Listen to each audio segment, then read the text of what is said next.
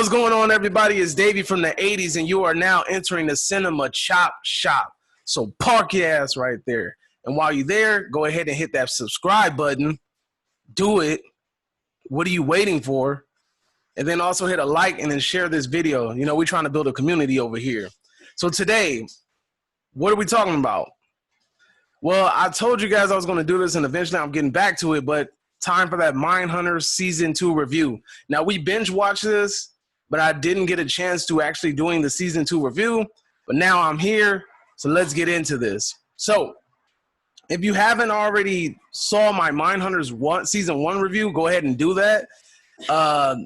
It's a very interesting show, and just to recap, it is basically about two FBI detectives basically building the killer profiling program of the FBI.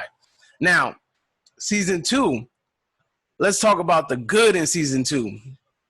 The actor that plays Son of Sam does an amazing job. He looks just like him, and his voice has that New York style swag to it. So he sounds similar to the actual killer. Now, also in this season, I like Holden continues to play a vital role in trying to tie the motives of these killers together.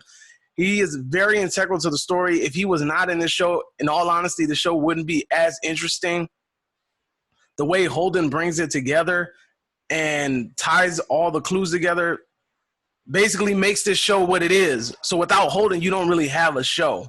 And the fact that he plays kind of back and forth with Tench, it makes things even more credible in this show. So another thing that I really enjoyed about Season 2 of Mindhunters was the sub-story or the subplot that involves the Tench family. That was so well done. Like, it was executed excellently.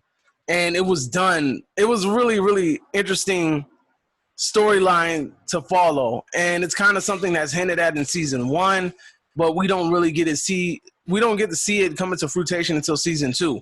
Now, what they do with this in the future, well, who knows? Because, you know, Season 3 right now is in kind of like limbo.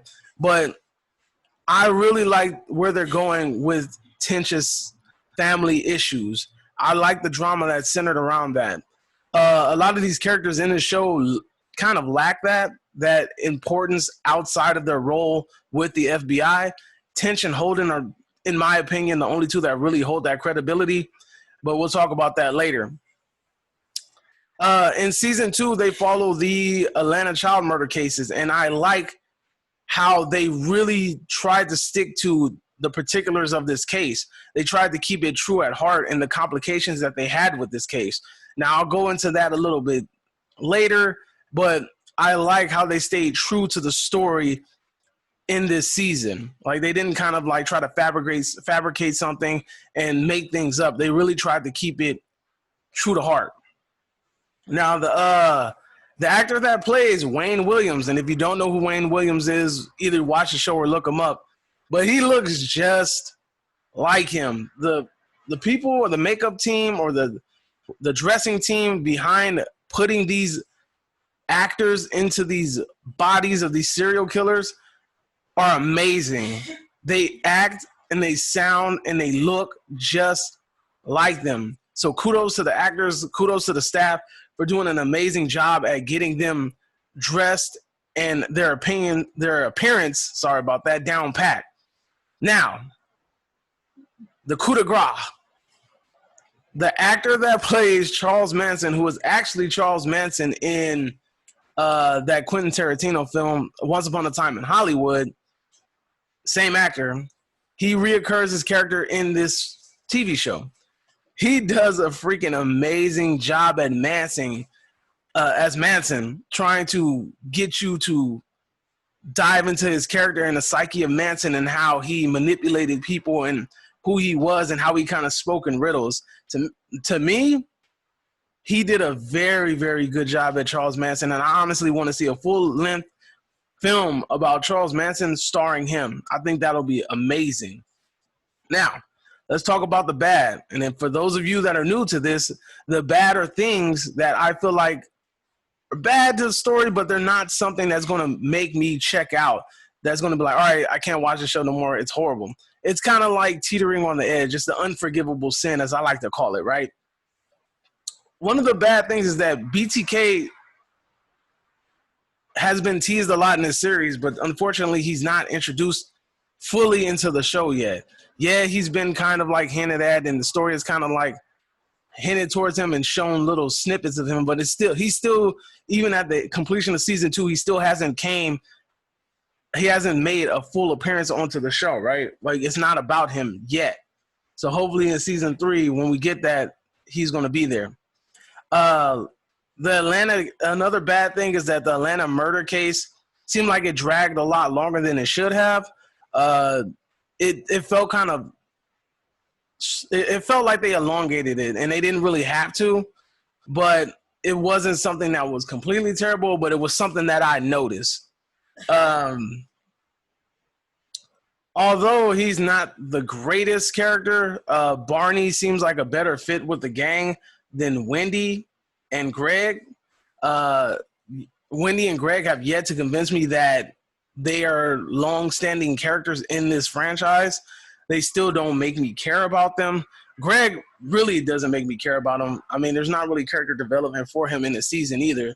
And Wendy, although they try to develop her character and give her a subplot, to me it still kind of like falls face first, and it doesn't deliver the way that I feel like it should. Like, I care about Tench, I care about Holden, but I don't really care about Wendy. Like, her sub stories don't really like interest me like that. Now, let's talk about it. The atrocious. You know what I mean? The bad, the real bad, the ultimate sin in a way. The atrociousness of the season 2 in particular, is that Wendy and Greg are still not interesting at all. I know they were in the bad, but they're also in the atrocious too. They're still not interesting to me. They've tried to move forward with Wendy's character, but it still falls face first, and it comes off as very dull. All right. To me, that was the biggest setback of the season. Your side characters are still not being developed and playing very important roles in the story, but yet, I don't care about them. That it's bad that you can kill off either of these characters at any time, and I just won't care, right? So let's talk about it. All right, so right now what I'm going to do is I'm going to grade this season. If I had to give this season a grade, I am going to give it a 4 out of 5. The show is amazing. I love the story that it tells, and although it has lackluster and dull sub characters in this series, the main cast still pulls this together, especially the subplot about Trench's family and also the Atlanta child case murder and how accurate it is to the true events carried this season completely. All right. Now what I want to do right now is, if you have not seen the season already, I'm going to tell you, go ahead and go watch it. Right now I'm going to do something that I like to call the spoiler highlights. They're going to be things that I want to talk about that are spoilers and of the season. And basically, if you don't want to hear it, then get out of here. All right. So you have 5, 4, 3, 2, 1. Spoiler highlights. Brian being a part of that killing of that child was not a surprise to me. I called it on my season 1 review. I kind of saw it coming. Brian's going to end up being a freaking serial killer. That little kid has some evil in his heart, and I don't know, we probably going to see him killing cats or something in the next season. I can definitely see that this kid is going down a very, very dark path. The sub-storyline with Tench and the son killing the baby and putting him on a cross and everything, and then also the whole conflict that it had with his wife and how she needed him and she walked out. I felt like that was a very, very interesting storyline, and it built tension the correct way, right? Like, a lot of these shows try to build fake tension, and this show built real tension. Like, you really saw her kind of like going from, okay, I need you, all right, to literally, I need you, to I don't give a F, I'm out of here. So I like that development of her character and how she basically walked out of her life, because it seems kind of like, that honestly seems like something that could really happen. So let's see how this Brian story develops down the road. Hopefully they keep him on and show more how he dives more into this psychological monstrosity that he's starting to become. Also, I hope they kind of highlight his past, because I want to know what was going on through his head, what he experienced as a kid. I know he was adopted, so he must have seen something or experienced something that might have triggered this. Now, another thing, that the actor that plays Manson, he does a great job at showing Manson's manipulative skills, how he can manipulate people, how he brought the family together, right? It shows how he was just reeling in Holden during that back and forth. And it was actually pretty good, man. I appreciated that a lot. Ed Kemper's commentary about how short Manson is hilarious. It made it that more interesting, right? I like how they highlighted the racial factors of the Atlanta case, and how race played a very important role in this particular case, because they didn't want to say it was a black dude. They didn't want to believe it was a black guy. But Holden made a lot of sense when he said a lot of people around here aren't going to trust anybody that's not black to come around here. Like, they're going to think that, you're up to something. So the way that he put those pieces together, to me, made a lot of sense. I know that case is still open, and the man that was accused of murdering them, he's saying that he didn't do it, and that he's still innocent till this day. But, they have yet to prove that. There's a lot of evidence that goes against that. Also, I liked how they highlighted how there was this Klan tension involved. That was actually something that was happening in the case. To me, that was pretty awesome, how they highlighted those things. A lot of shows try to keep little key points out, and it's good to see that a show as compact as this still tried to add those little tidbits in there. Also, the lack of concern from the police, the police department about these missing children. I like how they highlighted that, and they showed it. It's ridiculous that amount of kids were gone missing at that time, and yet nobody batted an eye. And it took for the FBI to get involved for them to actually do something about it. So I thought that was pretty interesting as well.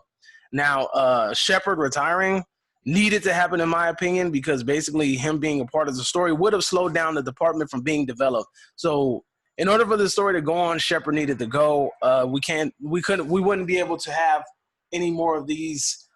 It would have dragged it along. You wouldn't have the Manson interview or anything like that. He would have been still interviewing B serial killers, and we need bigger serial killers in order to fill that void and answer these questions that Holden has in order to capture these other serial killers. So all in all, Mindhunters Season 2 was amazing. I would recommend watching it.